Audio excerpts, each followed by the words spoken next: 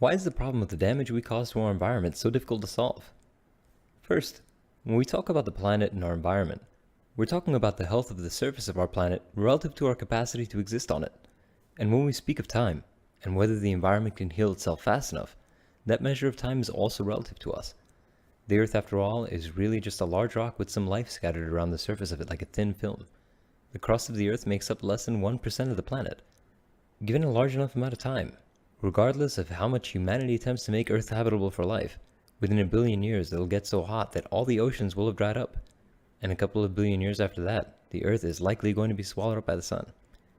So let's get into how the things we consume impact the environment, and how they're all linked. No aspect of our lives exists in an isolated industry. Everything is connected. Our lives depend on the countless industries that we interact with, and behind them are the countless other industries that we don't even know about if we don't look. So what are we consuming? We can break down our most basic needs into water, food, shelter, and energy. Maintaining each of these four industries requires the other three, and that's what makes the conversation about consumption and sustainability so complicated. We need to maintain and harvest our natural resources responsibly to ensure that we provide as many people access to them as possible. Let's look at the food industry as an example. In order to be responsible, we need food that's more sustainably grown, more sustainably transported, and more sustainably packaged. We need to ensure that we focus on sustaining more of our food locally to reduce the carbon footprint of not only the transportation, but also the packaging and wastage. The packaging of food has evolved in a way which is detrimental to the environment, largely because of how far we transport it and how poorly we manage distribution. And though packaging does save some of the food that would otherwise spoil, it has a lot of other negative consequences. Still, despite our best efforts, 33% of all food grown for human consumption is wasted every year. 60% of the global agriculture industry is for human consumption, and the agriculture industry accounts for 70% of our annual freshwater use. If you're doing the math, that's 33% of 60% of 70%, which means only 15% of all the fresh water we use every year is thrown out because of how much food we waste. That's also 15% of all the energy we use to grow the food, the damage done to the soil, and the greenhouse gases we release into the environment. And it's 15% of the chemical runoff used to make the pesticides and fertilizers, and whatever else goes into its manufacturing, packaging, and transport. When we talk about food waste, the wasted food is not the biggest problem. Here's the thing to keep in mind. We have a lot of natural resources that are underpriced, especially water, but also wood and air and soil. Everything is connected. You can't harvest or utilize a single resource without impacting another. On top of that, our needs have become so abstract that we require tapping into other industries that are created just to meet those abstract needs, like whatever goes into making a food processor, or a mattress, or a cell phone. Let's look at paper as an example.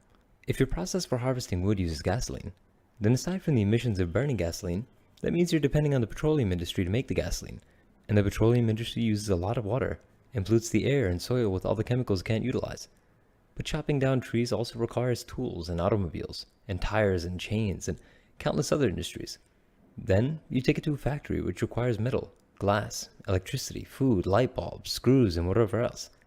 You need industries to make the chemicals to turn the pulp into paper, and you again use a lot of water, release more toxins into the air, and produce a lot of chemical waste, which again pollutes more soil and water.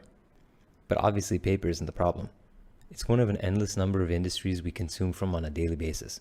Once we look at the cost of one unit of anything, if we factor in the cost of each industry and the damage they cause to our supply of each natural resource, we're looking at astronomical costs. Unfortunately, we don't take any of these costs into account. We treat renewable resources as though they are capable of renewing at the same rate that we utilize them, regardless of how fast we do so. This obviously doesn't make any sense, but our accounting for scales of time with natural resources is extremely short-sighted. We need to make sure we utilize renewable resources sustainably. That means making sure that we don't take so much that we decrease the supply year over year, because we know that the human population will increase, and with it, the demand for the resources. For example, when we cut down trees, we need to consider what that means not only for the purification of air, but also for the shade the tree casts. Trees are crucial for the retention of groundwater and for the health of soil. Cut down all the trees in a forest, and you'll see the lush green environment grow arid and dusty.